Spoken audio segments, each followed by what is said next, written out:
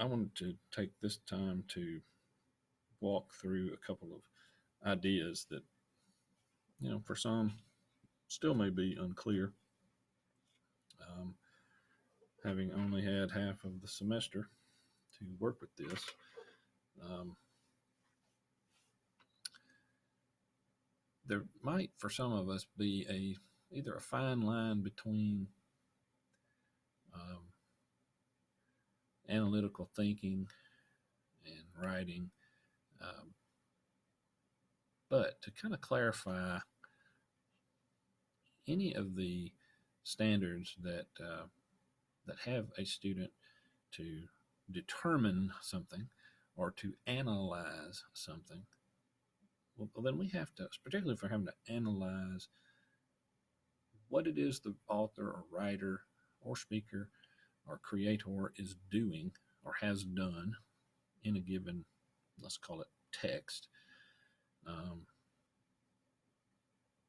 that's a pretty complicated, in some ways, complex thing to have to do. It's a cognitive demand that requires more than just rote memorization and identification. You really have to be able to um, study the text in order to dissect it, to take it apart, to know what pieces make up that text and why that author, writer, creator, speaker, whomever, uh, intended it to be that way. So, we're going to just take kind of a crash course look at what we call texts, what comprise our definition of a text. Now, if we're thinking outside of the fiction world, obviously within particularly, lower high school grades or below, and it's true for 10th and 11th and 12th grade and on, literature is comprised of an almost infinite array of different kinds of things created by man using the language. That's why it's called literature, because it uses letters, it uses the alphabet, it uses words to do it. And so, whether it's something visual, like a video that we are so accustomed to using nowadays to gain information or for entertainment, or whether it's something that's very complicated in a printed form, then it's still a text. It's something that is supposed to be read. And we have to pull from a lot of perspectives in our own minds things we already know, expectations we already have, and what it is that we're supposed to learn from that in order to uh, more fully comprehend what it is that the author intended, um, and how that matters or impacts us or the world at large around us. So anyway, so that's kind of what this first slide that I'm starting with shows. Every essay, political cartoon, photograph, advertisement, video, blog, uh, hit song, record, movie, film, TV series, whatever it is, novel, uh, short story collection, poetry collection, whatever, uh, whatever it is that people publish, that people put out there to the world. It can be other forms of fine art. It can be dance. It can be um, plays. It can be, you know, visual art. Sculpture, painting. Whatever. Uh, all of it has as its purpose for other human beings to consume it, to see it, to view it, to judge it, to investigate it, to appreciate it, to get it, and do something with that. And that's a pretty complicated thing sometimes. We have to be able to see both what is physically there and what isn't. Have to make inferences from those things. But here's the thing: a lot of our standards are going to ask us to consider the choices that the authors, the creators, make. and why those choices matter. More than just what the text says, but how the author made it say that way. And then further, why an author made a text say what it said in a certain way. See that? It's kind of a step-by-step thing there. And so when, take for instance, like in this slide, an author or a film creator chooses what to cut, what all to film, and how to put all that together for the finished product, those make up the rhetorical choices that the filmmaker most wants to use, what they feel will be the most persuasive. Documentary films often are created for the purpose of either capturing a particular occurrence or trying to persuade the public or some aspect of the public, some segment of society to react or act in a certain way. Sometimes that's political. Sometimes that's totally apolitical. Sometimes it's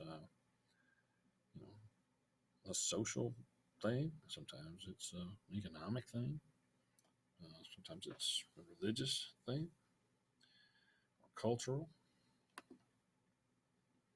But as this next slide says, it's part of our job as informed citizens and consumers to understand how rhetoric works so that we can be wary of manipulation or deceit while appreciating effective and civil communication.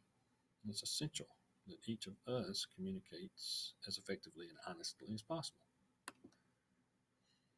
So this leads me to what I really wanted to point out here, and that is what in my English 3 classes and in other AP classes and SREB, I call the rhetorical situation. That is, before you can jump into a text, you kind of have to weigh out and examine closely what it is that's going on, what the occasion is, right? What circumstances were going on at that time, what attitudes or events were happening in that time frame, who was involved in that. Okay, so we're looking in American literature back in the colonial period. There's the bell. Almost time to go. We're looking in the colonial period, pre-Revolutionary War type literature. Certainly, there were certain factions, those loyal to England, those ready to break free from England, and you would have to take into consideration what all those different aspects were in that time frame and in that location on the planet in order to truly and honestly evaluate what the rhetorical situation was and why that mattered and still matters as we study something like those more historical texts.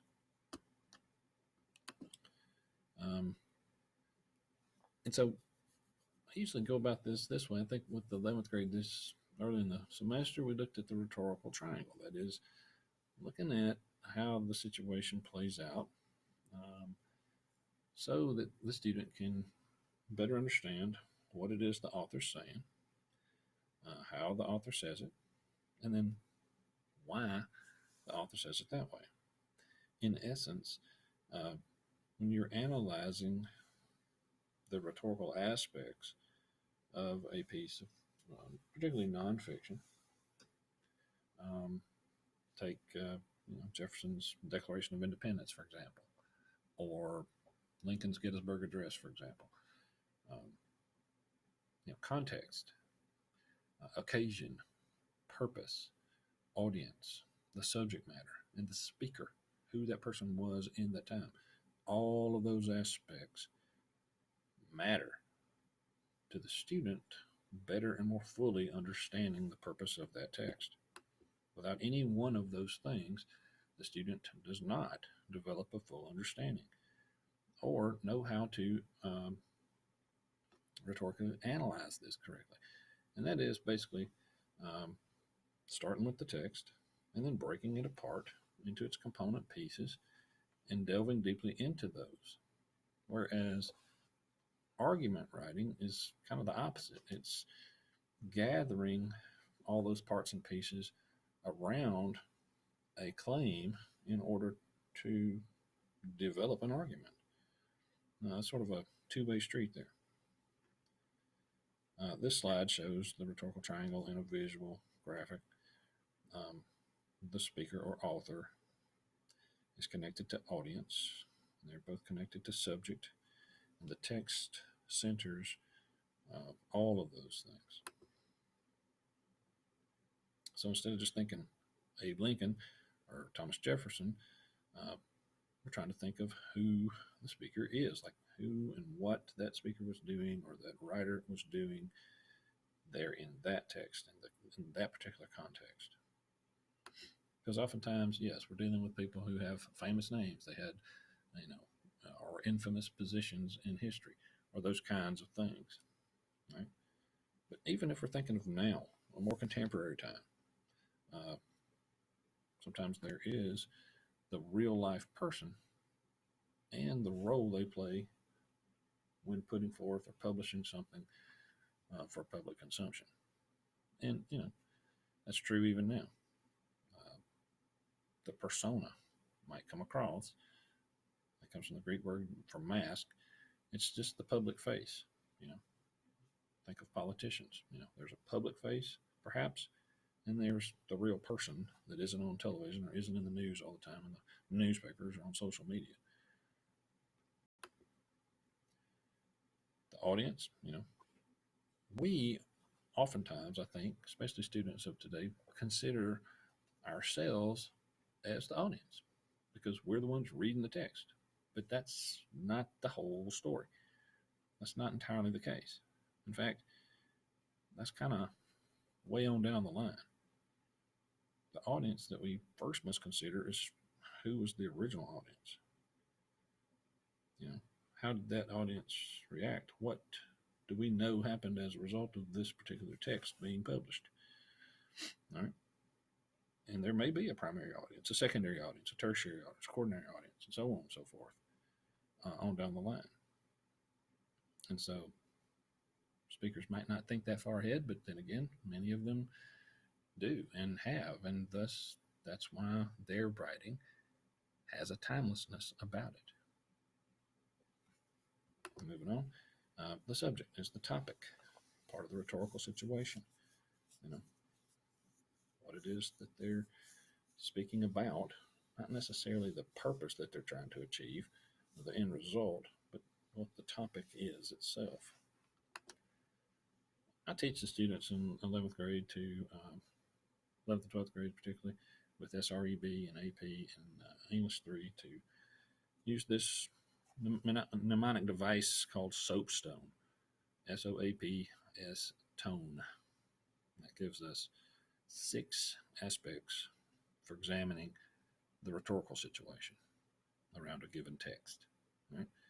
And that helps us to understand and develop the background knowledge that we may not just automatically have.